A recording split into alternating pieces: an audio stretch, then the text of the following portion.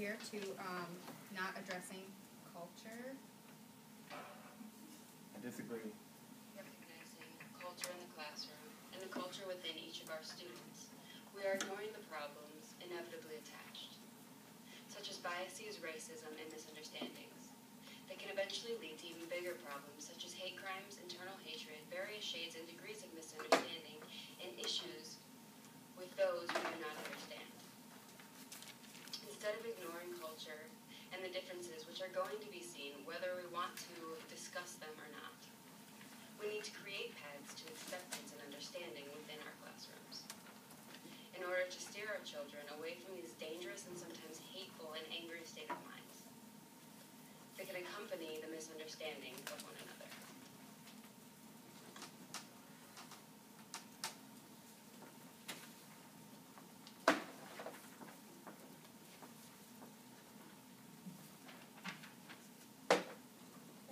We should be demanding that all schools provide equal opportunities and hold our students to higher standards and recognize the differences within culture to better educate our students. Anyone enrolled in social class and curriculum of work that these differences in these schools from different socioeconomic classes may not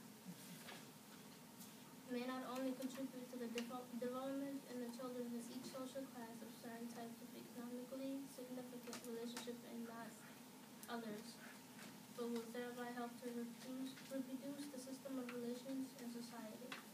Essentially, the differences in schools varying social economic classes was significant enough that it inhibited the students attending the educational opportunities.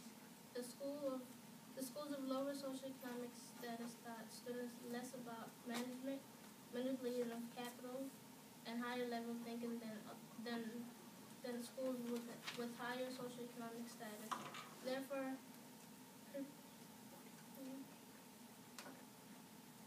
perpetuating the cycle of lower class students receiving lower class jobs and having less opportunities than the students who attend the higher class schools.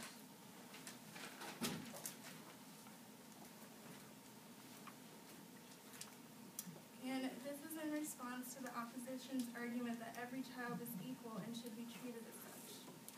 Each child is equal, but not in fact the same, and they have different needs, and they should have their education brought to their specific levels so as to provide them with the best opportunities to learn. How can we educate students of different cultures with the same equal methods? We can't. Creating equality in our schools starts with recognizing our differences and correcting the inequalities that exist. Teachers should adapt to the students' levels and circumstances in order to effectively bring them to the same standard that others are at. Teachers need to be the ones to reach out and guide each student. They need to be adaptable and willing to meet each student's needs so that they can succeed and triumph in the classroom and out of it.